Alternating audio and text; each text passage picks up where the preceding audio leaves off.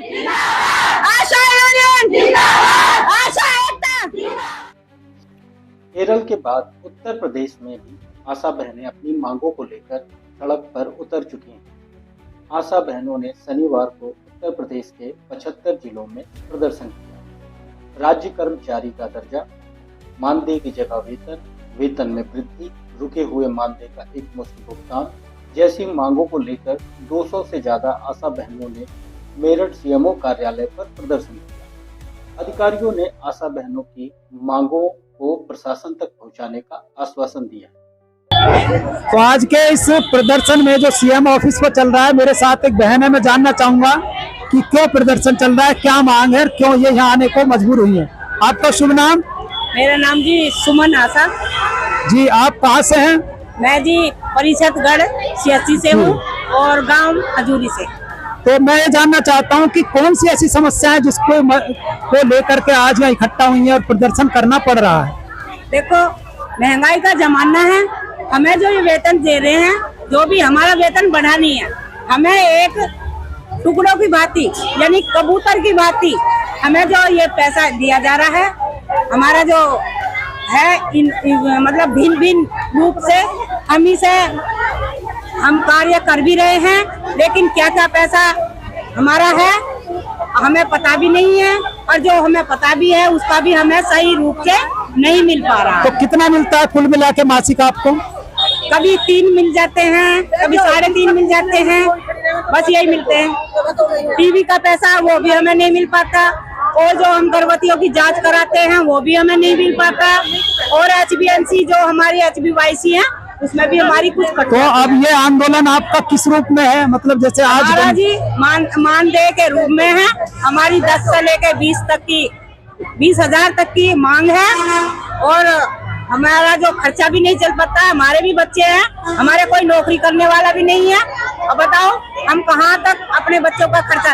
हम सुबह से निकलते हैं और सुबह से लेके हमारी ना तो कोई झाड़ी है, ना कोई हमारी जो ना तनख्वाह है, बस हम काम कर रहे हैं।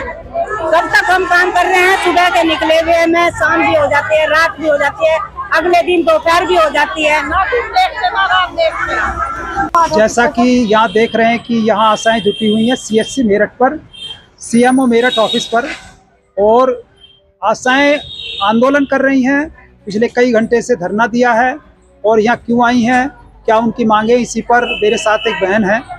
आपका शुभ नाम? मेरा नाम शाइस्ता परवीन है, मैं सरदना ब्लॉक से हूँ। किस लिए आना पड़ा बहन आपको यहाँ? सर, सबसे पहला तो हमारा जो मानदेय मिलता है वो हमें नहीं मिल रहा था 4-5 महीने से, उसको हमने यहाँ रखा हुआ था कि हमारा मानदेय दिया जाए। दूसरा है कि हमें इसे बिखेर के ना मिले, एक मुश्त मिल जाए। तो अभी आपको कितना मानदेय मिल रहा है? सर, हमें मानदेय के रूप में कुल 2200 रुपये मिलते हैं, जो केंद्र सरकार से हैं, और राज्य बजट से हमें 1500 रुपये मिलते हैं, तो जिसमें कि हमारा परिवार नहीं चलता है। ठीक है। और आप क्या चाहती हैं, कितना मतलब मानदेय बढ़वाना चाहती हैं, या सरकारी कर्मचारी की मांग है आपकी? सर, हमारी सबसे पहली तो राज्य कर्मचारी का दर्जा दिया जाए, और उसके बाद हमारी एक मुश्त होम है जो हमें तनख्वाह के रूप में दिया जाए, हमें ये कमीशन के रूप में ना दिया जाए, हर चीज का तोड़ तोड़ के पैसा दें। तो ये प्रदर्शन क्या आपके जिले में ही है और दूसरे जिलों में भी है? सर, ये यूपी के 75 जिलों में आज प्रदर्शन चल रहा है। तो आगे क्या विचार है आपके? इसका जो ये आंदोलन है, ये आगे किस रूप में चलेगा? सर, ये अभी तो आज हम प्रदर्शन कर ही रहे थे, और आगे इसको कल से हम इसी CSC पे और रैली के द्वारा मतलब इसको आगे कंटिन्यू रखेंगे अपनी हड़ताल को। तो क्या सरकार से अभी तक कोई आश्वासन मिला है आज? सर, अभी तो हमें कोई ऐसा आश्वासन नहीं मिला। उन्होंने कहा है कि जो हमारे लेवल का है वो काम करेंगे, बाकी प्रशासन का है तो हम प्रशासन तक आपकी बात पहुंचाएंगे और वहीं से आपका होगा। तो क्या सारे प्रदेश की आशाएं इस बात पर सहमत हैं कि यह प्रदर्शन अनिश्चितकालीन तक किया जाए?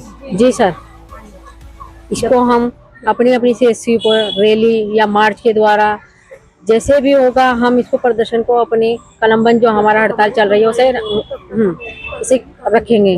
और अगर जल्दी से आपकी ना मांगे तब भी कुछ दिनों में ना मानी गई तो क्या रूप होगा आपके प्रदर्शन? फिर उसका हमारा अनिश्चितकाल जो है पूर्ण रूप से कार्य बहिष्कार किया जाएगा, और उसमें जो हमारा या सरकार को लगेगा तो उनका हम कोई काम भी नहीं होने देंगे, पूरी तरह से कार्य बहिष्कार करेंगे। वो हमें रीढ़ की हड्डी कहते हैं, तो उन्हें तभी पता चलेगा कि रीढ़ की हड्डी जब अलग हो जाती है तो उसका कैसे रिएक्ट होता है। मांगे न पूरी होने पर कठिन परिस्थितियों में काम करने वाली आशा बहनों ने काम बंद करने की चेतावनी दी है। उन्होंने कहा है कि अगर सरकार जल्द हमारी मांगे नहीं पूरी करती है तो हम अनिश्चितकालीन हड़ताल पर जा सकते हैं। उत्तर प्रदेश सहित पूरे देश में आशा बहनें मानदेय वृद्धि, राज्य कर्मचारी का दर्जा, भुगतान में अनियमितता और पेंशन जैसी कर्मचारी सुविधाओं के लिए लंबे समय से संघर्ष करती आ रही हैं, लेकिन उन्हें अपनी मांगों को पूरा करने में अभी तक सफलता नहीं मिली।